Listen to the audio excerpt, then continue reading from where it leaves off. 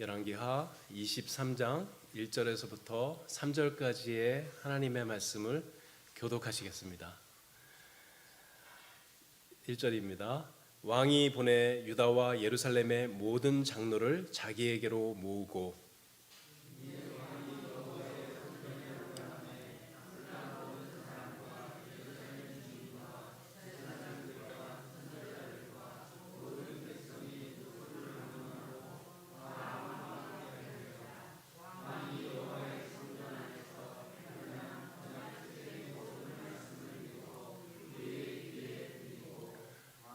삼절 함께 읽으시겠습니다. 왕이 단 위에 서서 여호와 앞에서 언약을 세우되 마음을 다하고 뜻을 다하여 여호와께 순종하고 그의 계명과 법도와 율례를 지켜 이 책에 기록된 이 언약의 말씀을 이루게 하리라 하매 백성이 그 언약을 따르기로 하니라. 아멘.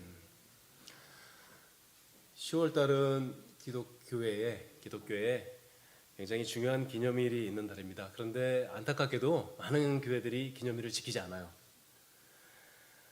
어떤 날일까요? 제가 힌트를 드릴게요. 맞추는 분에게는 상도 드리겠습니다. 힌트는 10월 31일입니다. 상은 뭘까요? 저하고 단둘이서 커피를 마실 수 있는 기회를 드리겠습니다. 어떤 날일까요? 네. 어떤 분이세요? 아멘. 감사합니다. 종교개혁 기념일이죠. 네. 마틴 루터가 비텐베르크 성당 문에 게시판에 로마 가톨릭을 향해서 95개조 반박문을 붙입니다. 그렇게 해서 종교개혁이 사실상 시작되게 되었죠. 제 1조항은 이렇게 돼요. 제가 한번 읽어드릴게요. 우리의 주님이시오 선생님이신 예수 그리스도께서 회개하라고 말씀하셨는데 이 말씀은 성도들의 전 세계가 회개의 삶이어야 한다는 것을 의미한다. 죄 용서받기 위해서 면죄부를 사지 않고 신부에게 찾아가서 고해성사하지 않고 각자가 자기의 신앙으로 하나님 앞에 나가서 회개하면 용서받을 수 있다. 루터의 이 위대한 선언으로 교황의 권위가 무너지고 인류의 역사가 변하게 됩니다. 루터가 95개조 반박문을 붙인 날짜가 10월 31일이에요. 그래서 전 세계 교회들이 해마다 10월 31일을 종교개혁 기념일로 지키고 있습니다. 종교개혁이 왜 중요할까요? 우리는 왜 굳이 종교개혁일을 기념일로 정해놓고 지켜야 할까요? 두 가지 이유가 있습니다. 첫째로 우리가 지금 너무나 당연하게 믿고 있는 진리들이 있죠. 예수님을 믿으면 구원받아요. 그렇죠? 은혜로 구원받습니다. 누구의 도움도 필요 없이 하나님 앞에 홀로 나갈 수 있죠. 하나님 앞에 나가서 회개할 수 있고 기도할 수 있고 하나님을 예배할 수 있습니다. 이 당연한 진리들을 우리에게 주기 위해서 수많은 신앙의 선배들이 단두대에서 화영장에서 순교했지요. 그분들의 피 때문에 오늘 우리가 이렇게 자유롭게 하나님을 성경에 따라서 그대로 믿고 예배할 수 있게 된 것입니다. 두 번째로 종교개혁은 우리들에게 빼앗겼던 성경을 돌려주었습니다. 그리고 성경을 바르게 해석할 수 있는 신학과 교리를 선물로 주었어요. 만일 우리가 이 선물들을 잃어버린다면 교회는 다시 종교개혁 이전으로 돌아갈 수밖에 없게 될 것입니다. 교회는 우상이 가득하게 될 것이고 사람을 섬기는 자들로 변하게 될 것입니다. 그래서 우리는 종교개혁을 기념하고 기뻐하고 감사합니다. 종교개혁을 기념하는 것은 단순히 기념일을 지키는 것이 아니라 우리들도 종교개혁자들을 통하여 우리에게 주신 신앙의 유산을 따라 바른 신학과 바른 교훈, 바른 교리를 따라 성경대로 믿고 성경대로 거룩하게 살겠다는 의지의 표현인 것입니다. 특별히 이번 주간은 종교개혁 기념주간입니다. 그래서 오늘은 특별히 종교개혁의 원리들을 생각해 보고자 합니다. 종교개혁에는 5개의 원리가 있어요. 많이 들어보셨죠? 오직 성경, 오직 그리스도, 오직 은혜, 오직 믿음, 오직 하나님께 영광을, 이것을 파이브 솔라라고 얘기하죠. 또 5개의 오직이라고 얘기합니다.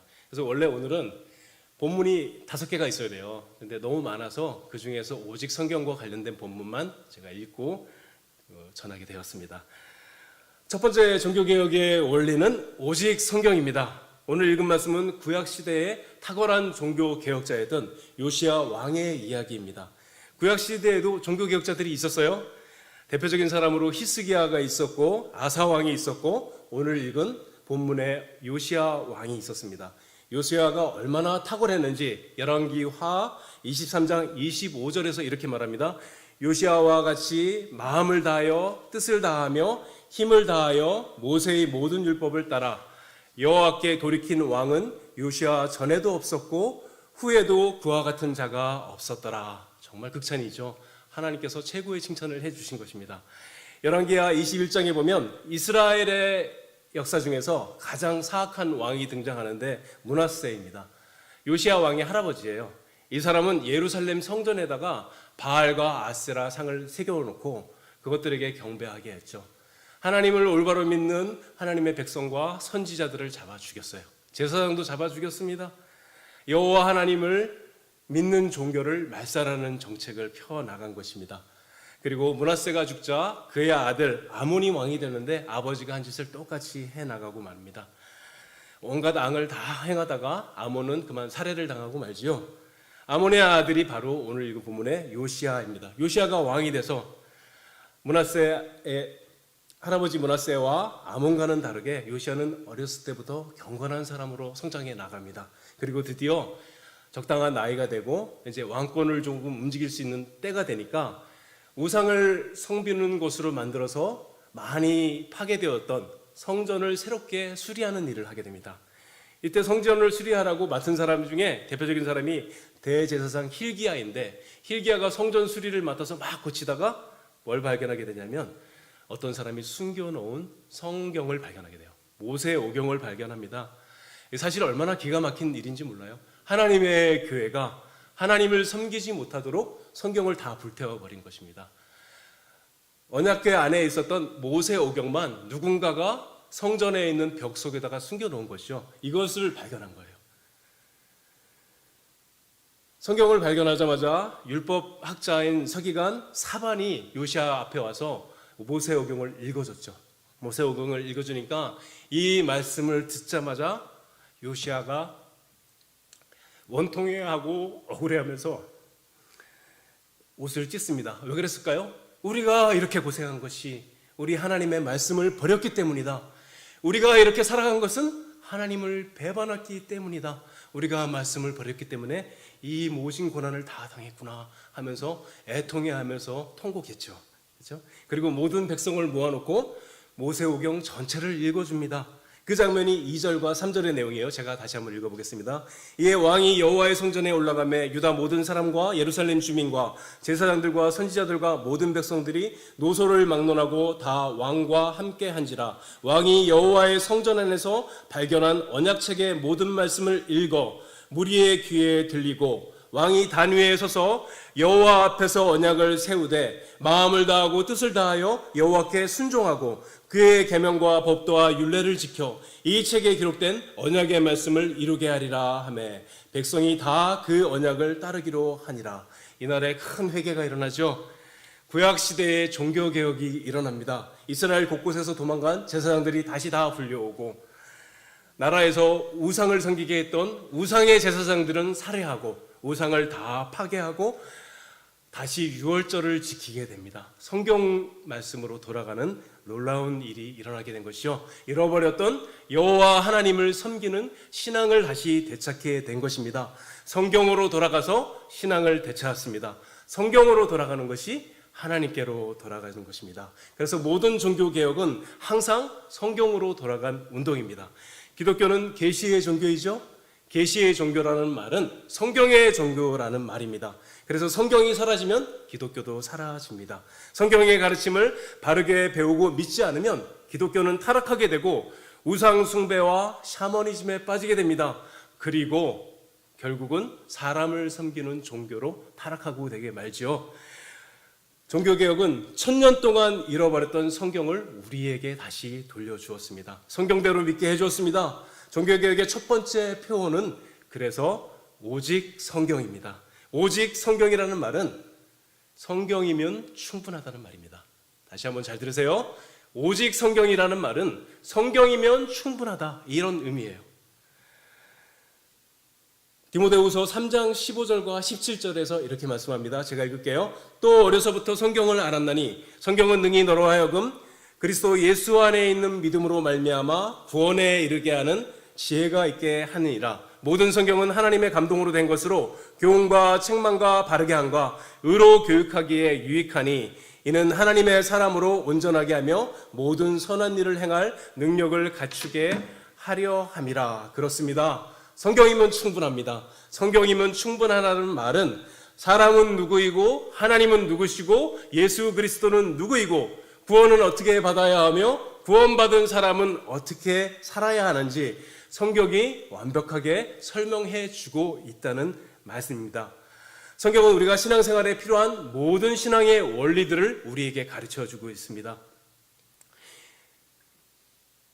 이 사실을 믿는 것이 오직 성경을 믿는 것입니다. 그러나 오해하지 말아야 합니다. 성경이면 충분하다는 말, 성경의 충족성은 성경의 모든 정보가 들어있다는 말이 아니라 하나님의 말씀은 성경으로 충분하다는 의미입니다. 다시 한번요. 성경의 모든 정보가 들어있다는 것이 아니라 하나님의 말씀은 성경이면 충분하다는 말입니다. 그러므로 오직 성경을 믿는 것이면 오직 성경을 믿는 것은 성경이면 충분하다는 것을 믿는 것입니다. 다시 한번요. 오직 성경을 믿죠. 우리 다 오직 성경을 믿어요. 오직 성경을 믿는 것은 성경이면 충분합니다 하고 믿는 것입니다. 사랑하는 여러분, 이 사실을 굳게 믿으시기 바랍니다. 우리는 모두 오직 성경을 믿는 사람들입니다. 이제 우리는 두 가지를 잘해야 됩니다. 오직 성경을 믿지 않는 사람은 앞으로 안 하시면 되고, 오늘부터 믿기로 한 사람들은 잘 하셔야 돼요. 첫 번째, 성경을 읽으셔야 합니다. 집에서 소리내서 성경을 읽으시기 바랍니다. 우리가 날마다 성경을 읽지 않기 때문에 하나님을 사랑하지 않는 것이에요. 우리의 마음이 메마르는 이유도, 우리의 마음에서 은혜가 사라지는 이유도 성경을 읽지 않기 때문이에요. 우리의 마음에 만족이 없는 이유도 성경을 읽지 않기 때문입니다. 많은 사람들이 이 간단한 원리를 잃어버렸어요. 성경을 읽어야 합니다. 날마다 소리내어서 성경을 읽어야 합니다. 성경에는 모든 복에 가득한 은혜의 보물창고입니다. 성경은 모든 복이 가득한 은혜의 보물창고입니다. 성경을 읽으면 성경의 하나님을 만나게 됩니다. 소리내서 성경을 읽으면 주의 말씀이 꿀송이보다 달다고 고백하는 사람들이 되게 됩니다. 그 고백을 여러분들이 스스로 하게 된다면 우리의 인생은, 여러분의 인생은 이전과는 다른 인생으로 변화되게 될 것입니다. 성경을 읽어야 합니다. 성경을 읽으면 그 사람의 인생이 변하게 됩니다. 성경을 읽으십시다. 오직 성경을 믿는 사람은 성경을 읽는 사람이고, 오직 성경을 믿지 않는 사람은 성경을 읽지 않는 사람입니다. 두 번째로, 성경이면 충분하기 때문에 다른 인도를 따르지 않습니다. 오직 성경을 믿는 사람은 더 이상 꿈이나 환상을 쫓아다니지 않아요. 예언의 은사가 있는 사람들을 쫓아다니지 않습니다. 예언기도 하는 사람들을 따라다니면서 인생을 낭비하지 않습니다. 꿈이나 환상이나 제비뽑기나 예언기도는 성경이 아직 기록되기 이전에 하나님께서 백성들을 인도하는 방식이었습니다. 그러나 이제 성경이 완성되었죠. 신약 성경까지 다 완성되므로 하나님께서 그런 식으로 사람을 인도하지 않습니다. 그러므로 아직도 환상이나 꿈을 믿고 은사다를 쫓아다니고 하는 것은 성경을 무시하는 죄를 짓는 것이에요. 오직 성경을 믿지 않는 것입니다. 하나님께서는 우리를 인도하시는 것도 성경이면 충분합니다. 박윤선 박사님께서 유명한 일화가 있어요. 함께 모여서 막 회의를 하는데 언성이 높아질 정도로 사이가 안 좋아졌어요. 그럴 수 있죠. 막 사이가 안 좋았는데 박윤선 박사님께서 성경을 딱 펴더니, 자, 이 문제에 대해서 하나님께서, 하나님의 말씀이 무엇이라고 얘기하는지 찾아봅시다. 그랬다고 그러죠. 오직 성경을 믿는 사람의 정당한 태도인 것입니다. 그렇습니다. 우리도 그렇게 해야 합니다. 성경은 우리들 인생에 필요한 모든 것들에 대한 신앙의 원리를 제공해 줍니다. 성경은 우리를 어떻게 인도합니까? 우리에게 우리 인생의 모든 필요한 것들에 대한 원리를 제공해 주심으로 말미암아 그 원리를 깨달아서 하나님의 인도하시는 것들을 우리가 알아서 하게 하시는 거죠. 성경이 우리를 인도하시는 방식인 것입니다. 그러므로 구원받은 모든 성도들에게 성경이면 충분한 것입니다. 하나님의 인도하심도 성경이면 충분하고 우리가 은혜 받기에도 성경이면 충분한 것입니다. 이 사실을 굳게 믿으시기 바랍니다. 두 번째 종교개혁의 표어는 오직 그리스도입니다. 오직 그리스도란 말은 예수 그리스도만이 우리의 구세주이시요 우리의 중보자라는 사실을 굳게 믿는 것입니다. 그런데 왜 굳이 오직이라는 말을 붙였을까요? 예수님이 우리의 중보자이시고 예수님이 우리의 구세주이시지만 다른 중보자도 있다고 말하는 사람들이 있기 때문이죠. 누가 그럴까요? 로마 가톨릭이죠. 로마 가톨릭은 마리아도 성모 마리아도 중보자이고 교황도 중보자이고 사제들도 중보자라고 말합니다. 그렇기 때문에 우리는 오직 그리스도라는 표현을 쓰게 된 것이죠. 사도행전 4장 12절 이렇게 말씀합니다. 다른 이로서는 구원을 받을 수 없나니 천하 사람 중에 구원을 받을 만한 다른 이름을 우리에게 주신 일이 없음이라 하더라. 그렇죠? 왜 다른 이로서는 구원을 받을 수 없을까요? 왜 예수님만이 유일한 중보자일까요? 두 가지 이유가 있습니다. 첫 번째, 예수 그리스도만이 하나님이면서 동시에 사람이시기 때문입니다. 유대인들은 이 사실을 도저히 믿을 수가 없었습니다. 그들은 하나님이 사람으로 오셨다는 것 자체를 인정할 수가 없었어요. 그 자체가 바로 신성 모독이기 때문입니다. 유대인들뿐만 아니라 수많은 사람들이 이 사실에 걸려 넘어졌습니다. 사람이면 사람이고 하나님이면 하나님이지 어떻게 완전한 사람이면서 동시에 완전한 사람일 수 있는가? 그래서 수많은 사람들은 예수님을 믿지 않았습니다. 하나님이어서 동시에 사람이라는 이 진리는 이성으로 이해할 수 없는 진리입니다. 왜 그럴까요? 예수님은 하나님이시기 때문에 무엇이든지 다 하실 수 있죠. 그러나 동시에 사람이시기 때문에 못하시는 일도 있었습니다. 예수님은 하나님이시기 때문에 신성을 따라서는 모든 것을 다 하셨지만 사람이시기 때문에 인성을 따라서는 모르는 것도 있으셨습니다. 모든 것을 다 알기도 하고 모든 것을 모르는 것도 있는 그 상태가 한 사람 안에 있었던 것입니다. 모든 것을 다 할 수도 있고 못하는 것도 있는 그 상태가 예수님 한 분 안에 있었던 것이죠. 하나님이면서 동시에 사람이기 때문에 가능했던 일입니다. 이 사실을 이해할 수가 없는 것이죠. 그렇죠? 예수님은 완전하신 하나님이면서 동시에 완전한 사람이셨습니다. 우리를 구원하시는 유일한 방법은 하나님이 친히 완전한 사람으로 오시는 길밖에 없었습니다. 왜 그럴까요? 왜 그럴까요? 사람을 죄를 대신하여 사람을 구원하기 위해서는 사람으로 오셔야 하기 때문이에요. 구약시대에 수많은 동물들을 죽였습니다. 양을 잡고 소를 잡았으나 동물은 양이나 소는 사람을 대표할 수가 없었죠. 종류가 다르잖아요. 그렇죠? 사람을 대표해서 우리를 대표해서 우리의 죄를 대신 지기 위해서 하나님이신 그분이 사람으로 오실 수밖에 없었죠. 그러면 왜 하나님이 친히 오셨을까요? 죄가 없는 사람 하나 만들면 안 됐을까요? 하나님이 친히 오신 이유는 억만 사람의 억만 죄를 담당하기 위해서였습니다. 억만 사람의 억만 죄, 하나님의 그 무서운 진노를 담당하실 수 있는 분은 하나님 자신밖에 없었기 때문에 하나님이 친히 사람으로 오신 것입니다. 두 번째로 예수님이 유일한 중보자인 이유는 예수님께서 우리를 대신해서 십자가에서 죄값을 지불했기 때문입니다. 예수님 말고 십자가에서 죽은 사람들은 많이 있었습니다. 그러나 그 모든 사람들의 죽음은 그저 한 사람의 죽음에 불과한 것이었습니다. 우리의 주님의 죽으심은 그렇지 않았습니다. 우리 주님은 죄가 없으신 분인데 우리를 대신하여 나무에 달리셨습니다. 예수님의 영혼과 예수님의 육체 위에 하나님의 무한한 진노, 우주보다 더 큰 진노가 쏟아 부어졌습니다. 우리가 받아야 될 지옥 형벌을 예수님께서 친히 담당하셨습니다. 그 진노가 얼마나 크고 무서웠던지, 그 형벌이 얼마나 강하였던지 예수님의 심장은 터져서 물처럼 녹아내리셨죠. 우리가 받아야 할 모든 형벌을 예수님께서 친히 담당하셨습니다. 그 때문에 우리가 지옥에 가지 않게 되었죠. 우리의 모든 죄는 사함을 받았습니다. 그것을 대리속죄라고 이야기합니다. 이 대리속죄가 더 놀라운 사실이 하나 있습니다. 대리속죄가 놀라운 것은 거기에 저와 여러분이 있었기 때문입니다. 거기에 저와 여러분의 인격을 대신해서 예수님께서 십자가에 달리셨기 때문이에요. 우리가 태어나기도 전에, 우리의 이름을 짓기도 전에 저와 여러분의 이름을 하나님께서 아시고 우리의 존재를 아시고 우리의 인격을 대표해서 예수님을 십자가에 매다신 것입니다. 예수님께서는 친히 십자가에 달려서 이 모든 일을 담당하셨습니다. 그러니 예수님 말고 다른 중보자가 어디에 있을 수 있습니까?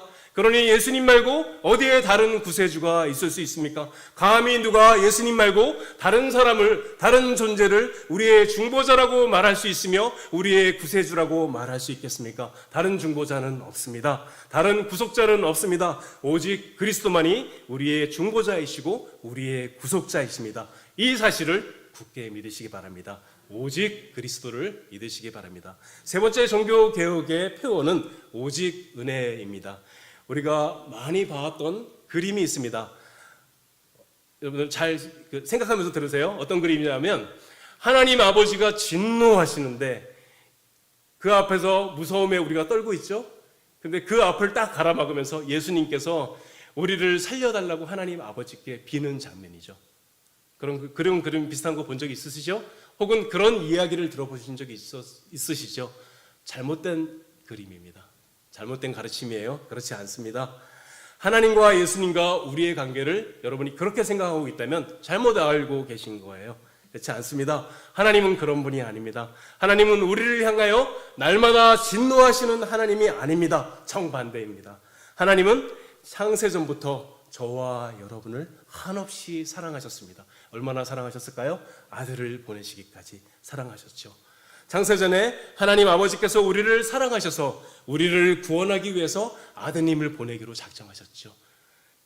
그리고 친히 마리아를 준비하시고 아드님의 몸도 준비하시고 예수님께서 십자가에 못 박혀 죽으실 때까지 모든 것들을 다 준비하시고 공급하여 주셨습니다.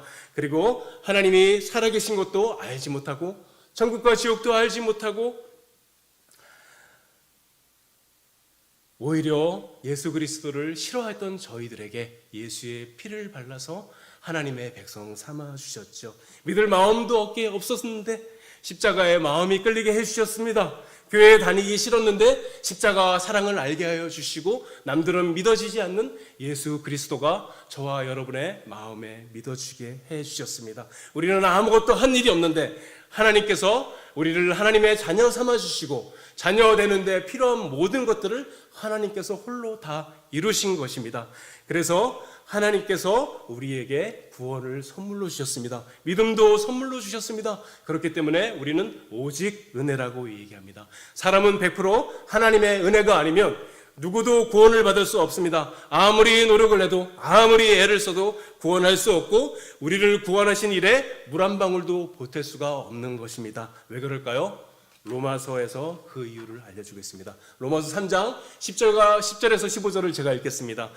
기록된 바 의인은 없나니 하나도 없으며 깨닫는 자도 없고 하나님을 찾는 자도 없고 다 치우쳐 함께 무익하게 되고 선을 행하는 자는 없나니 하나도 없도다. 그들의 목구멍은 열린 무덤이요 그 혀로는 속임을 일삼으며 그 입술에는 독사의 독이 있고 그 입에는 저주와 악독이 가득하고 그 발은 피 흘리는 데 빠른지라.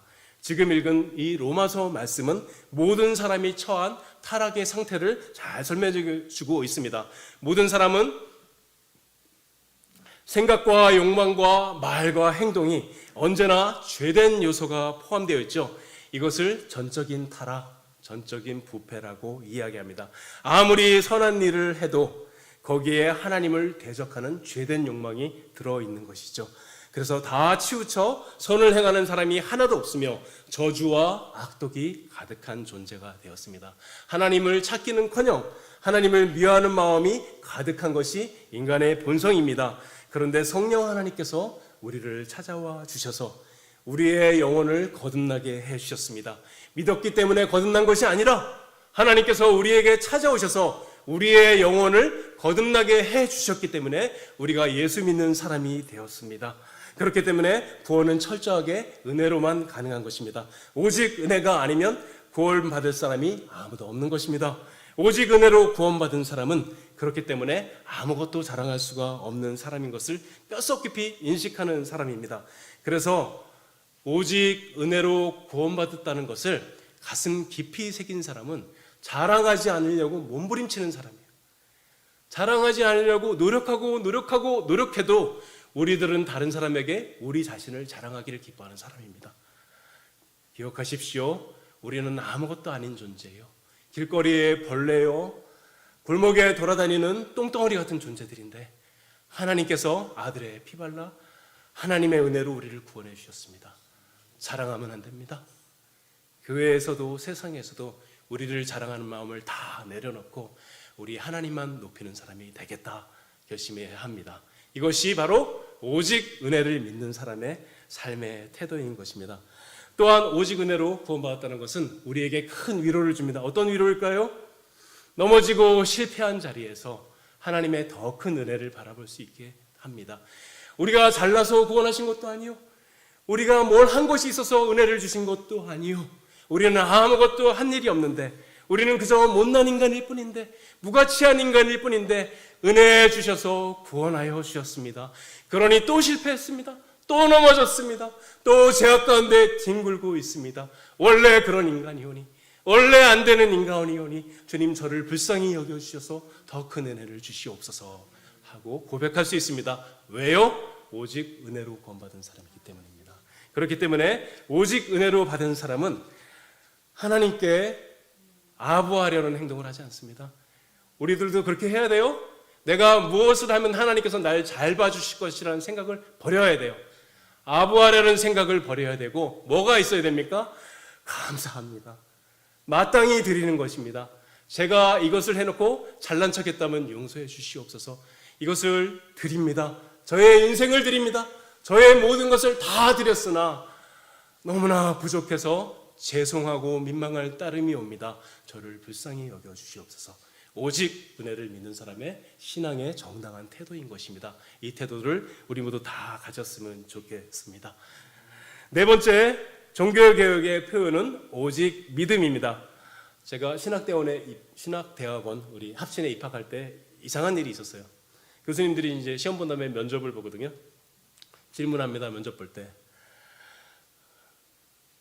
이신칭의가 뭡니까? 설명해 보십시오. 질문했는데 뜻밖에도 이 질문에 대답을 못하는 분들이 있었어요. 그래서 제가 정말 충격을 받았습니다. 아니 목사가 되겠다고 신학대학원에 왔는데 이신칭의도 모른단 말이야. 근데 제가 신학대학원에 입학하고 전도사로 사역을 나와서 알게 됐어요. 많은 교회들에서 많은 성도들이 이신칭의를 모릅니다. 교회가 가르치지 않아요. 배운 적이 단 한 번도 없다고 이야기하는 것을 여러 교회에서 제가 경험했습니다. 이신칭의를 어떻게 한 번도 못 배웠을까요? 이신칭의를 가르치지 않는 교회를 어떻게 생각해야 하겠습니까? 교회 교육에 심각한 문제가 있는 것이죠. 마틴 루터는 칭의 교리는 교회가 서고 넘어지는 교리다 이렇게 선언했어요. 맞는 말이죠. 무슨 말이냐면 이신칭의를 가르치는 곳에서는 교회가 세워지고 이신칭의를 가르치지 않는 곳에서는 교회가 타락하고 망하게 된다.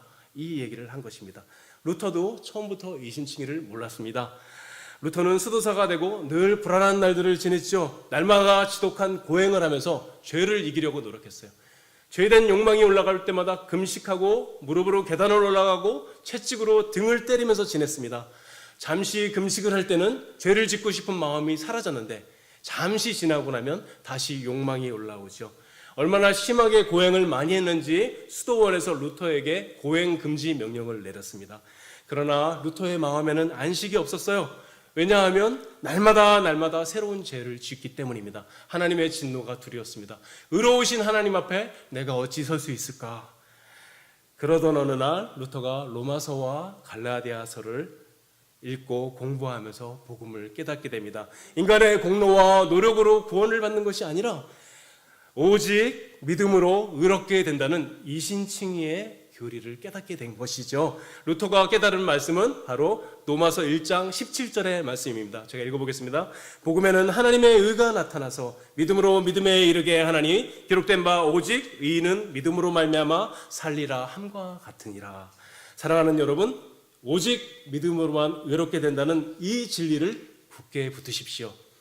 오직 믿음으로만 의롭게 됩니다. 아멘 하셔요. 그렇다면 의롭다는 말은 무슨 말일까요? 잘 들으셔야 돼. 이해할 수 있어요. 오직 믿음으로만 의롭게 되는데 이 의롭다는 말은 무슨 말일까요? 의로운 자, 의인이 된다는 말은 무슨 말일까요?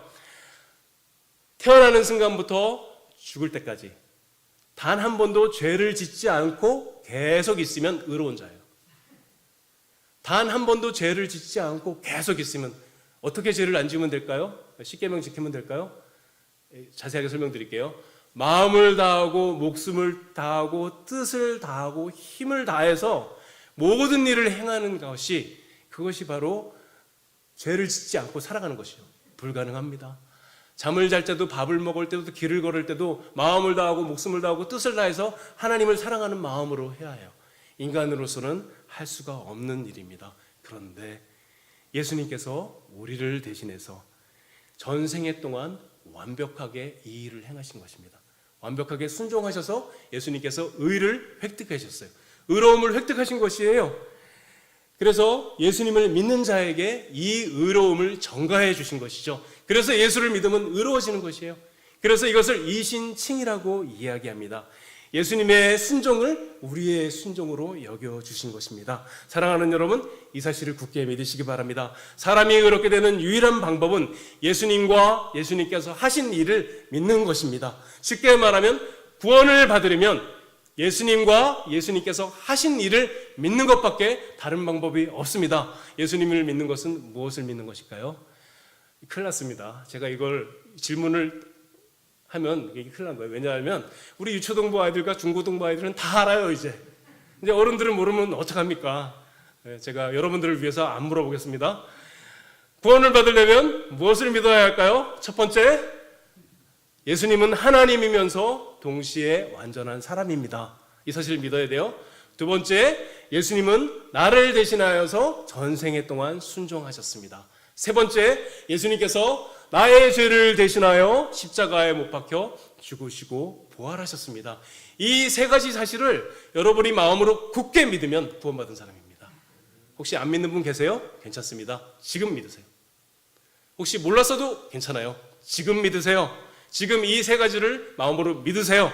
믿지 않으시는 분들은, 믿어지지 않는 분들은 이 사실을 믿기 원합니다. 저를 도와주세요. 하고 기도하시면 됩니다. 이것이 바로 오직 믿음인 것입니다. 그렇죠? 이 세 가지를 믿는 사람은 구원받은 사람이요 의로운 사람입니다. 오직 은혜와 오직 그리스도와 오직 믿음은 우리에게 다음과 같은 진리를 선명하게 알려줍니다. 우리는 오직 은혜로 말미암아 오직 그리스도를 오직 믿음으로 말미암아 구원받습니다. 아멘. 다시 한번요. 우리는 오직 은혜로 말미암아 오직 그리스도를 오직 믿음으로 구원받습니다. 이것이 종교개혁이 우리에게 준 최고의 선물인 것입니다. 타락한 인간은 끊임없이 자신의 공로를 내세우려고 합니다. 자신들이 아무것도 한 것 없이 하나님의 은혜로 구원받았다는 것을 너무 싫어해요. 왜 싫어할까요? 왜 하나님의 은혜로 무상으로 구원받은 것, 100% 하나님의 은혜로 구원받은 것, 나는 아무것도 하지 않고 구원받은 것을 싫어할까요? 타락한 인간의 본성이에요. 타락한 인간의 본성은 뭐가 있을까요? 하나님처럼 되고 싶어하는 마음입니다. 하나님처럼 높아지려면 자기의 공로가 있어야 하지요. 아담이 타락할 때도 아담의 마음에 뭐가 일어난 것이죠? 하나님처럼 되고 싶은 교만한 마음이 들기 시작한 것이죠. 그렇기 때문에 타락한 인간들은 은혜로 구원받는 걸 싫어합니다. 100% 은혜로 구원받는 것을 싫어합니다. 무상으로 구원받는 것을 싫어하고 하나님 앞에 자기의 공로를 내세우고 싶어 하기 마련입니다. 타락한 종교는 그렇기 때문에 이신칭의를 믿지 않습니다. 로마 가톨릭은 이게 얼마나 싫은지 바티칸 공의회에서 문서로 작성을 해놨어요. 뭐라고 작성했냐면요, 행위가 아니라 오직 믿음으로만 의롭게 된다고 말하는 자들은 저주를 받을지어다. 로마 가톨릭의 교리예요. 그렇죠? 이들은 이신칭의, 오직 은혜로 구원받는 것을 끔찍하게 싫어하는 사람들인 것입니다. 그렇지 않습니다. 오직 믿음으로만 의롭게 되는 것이 아니면 행위의 종교이고 인간의 종교로 떨어지는 것입니다. 우리는 오직 믿음으로만 의롭게 된다는 이 진리를 굳게 붙들어야 합니다. 사랑하는 여러분, 오직 믿음으로만 의롭게 된다는 사실을 굳게 믿으시기 바랍니다. 마지막 5번째로 종교개혁의 표어는 오직 하나님께 영광입니다. 오직 하나님께만 영광을 돌린다는 것은 성경 전체의 핵심 가르침이죠. 핵심 진리입니다. 하나님께서 천지를 창조하신 것도, 하나님께서 우리를 구원하신 것도 궁극적으로 하나님의 영광을 위해서예요. 우리의 행복을 위해서가 아닙니다. 하나님의 영광을 위해서입니다. 그래서 우리 신앙의 선배들은 웨스트민스터 소요리 문답 1문에서 이렇게 질문합니다. 사람의 제일 되는 목적은 무엇입니까? 사람의 제일 되는 목적은 하나님을 영화롭게 하고 그를 영원토록 즐거워하는 것입니다. 예수님을 믿는 것은 정말 좋은 일입니다. 이 세상에서 이보다 좋은 일은 있을 수 없습니다. 왜 예수님을 믿는 것이 좋은 일일까요? 예수님을 믿지만 가난하게 살아야 하는 분들도 많이 있습니다. 예수님을 믿지만 여전히 고난 가운데 살아가는 분들도 많이 있습니다. 예수님을 믿었지만 행복하지 않는 것처럼 보이는 분들도 많이 있습니다. 그런데 왜 예수님을 믿는 일이 좋은 일이고 기쁜 일이겠습니까? 왜냐하면 우리는 인생의 진실을 알기 때문입니다. 사람이 누구인지 알고 인생의 진실이 무엇인지 알고 역사가 어떻게 시작해서 어떻게 끝나는지 알기 때문입니다. 세상 사람들은 그런 것이 없습니다. 세상 사람들 가운데 정말 괜찮은 사람들이 있습니다. 정말 열심히 계획을 짜고 노력을 합니다. 목표를 성취합니다. 부자가 되기도 하고 대단한 업적을 쌓기도 하고 유명한 사람이 되기도 합니다. 그리고 끝이에요. 그게 다입니다. 그들에게는 역사의 처음과 끝이 무엇인지 알지 못합니다. 그들은 인생의 의미를 알지 못하며 그저 바람에 날리는 것처럼 그렇게 떠돌다가 인생을 마치게 됩니다. 왜 사는지, 왜 돈을 버는지, 왜 가족을 이루는지, 인생의 목표는 무엇이고 역사가 끝나면 무엇이 있는지 세상 사람들은 알지 못하고 그저 운명에 맡긴 채 인생을 살아가는 것이죠. 우리들은 그렇지 않습니다. 예수 믿는 사람들은 인생의 의미를 알고 있습니다. 우리의 인생의 목표를 알고 있습니다. 역사가 끝나면 무엇이 있는지 알고 있습니다. 우리들은 하나님의 나라 안에서 우리들이 갈 방향을 분명히 알고 살아가는 사람들입니다. 우리의 짧은 인생이 끝나고 나면, 하나님의 나라와 그 영광을 위해 살아가는 짧은 인생이 끝나고 나면 우리는 즉각 알게 될 것입니다. 우리가 살아왔던 삶이 가장 옳은 삶이요, 가장 멋진 삶이요, 최고의 삶이었다는 것을 우리들 모두는 금방 알게 될 것입니다. 오직 하나님의 영광을 위해 살아가는 것이 참된 삶이기 때문에 예수 믿는 것이 행복한 것입니다. 예수 믿는 것이 기쁜 것입니다. 그렇다면 하나님의 영광을 위해서 어떻게 살아야 할까요? 어떻게 살면 하나님의 영광을 위해서 살아가는 것일까요? 중고등부 아이들에게 제가 자주 설명해 줍니다. 중고등부 나이 때 되면 친구들이 편을 가르죠. 너 누구 편이야? 물어보면 어떻게 하면 돼요? 힘센 친구 편을 하든가 괜찮은 친구 편을 하면은 옳은 것으로 보이죠. 이제 너희는 그렇게 살지 말아라. 이제 너희는 예수 믿는 사람들이니 너희 친구가 가서 너는 누구 편이야? 물으면 뭐라고 얘기해야 돼요? 정의의 편이다. 나는 누구의 편도 아니고 나는 정의의 편이다. 고작 그거예요? 그거야. 정의의 편이 곧 하나님의 편이기 때문입니다. 하나님의 편이 정의의 편이다. 너희들은 일생 말만 그렇게 할 뿐이 아니라 말하고 생각하고 행동하는 것 언제나 정의의 편에 서겠습니다. 다른 말로 하면 하나님의 편에 서겠습니다 하고 살아가야 한다. 그것이 바로 하나님의 나라의 영광을 위해서, 하나님의 영광을 위해서 살아가는 삶인 것입니다. 그것이 정의로운 삶이에요. 우리는 돈을 법니다. 직장에 다닙니다. 학교에 다닙니다. 때로는 운동을 하고 사회생활을 하고 놀러를 다닙니다. 그 모든 삶의 과정 가운데 항상 모든 정황 가운데 정의의 편이 되려고 노력해야 돼요. 하나님의 편에 서려고 노력해야 됩니다. 나의 작은 행동들, 나의 작은 말, 나의 생계를 위해서 하는 모든 몸짓에서 하나님의 편에 서겠다. 하나님이 어떤 분이신지 나타내 보이는 삶을 살겠다. 그것이 바로 하나님의 영광을 위해서 살아가는 삶인 것입니다. 그래서 고린도전서 6장 20절에서 이렇게 말합니다. 값으로 산 것이 되었으니 그런즉 너희 몸으로 하나님께 영광을 돌리라. 춤추란 얘기가 아니에요.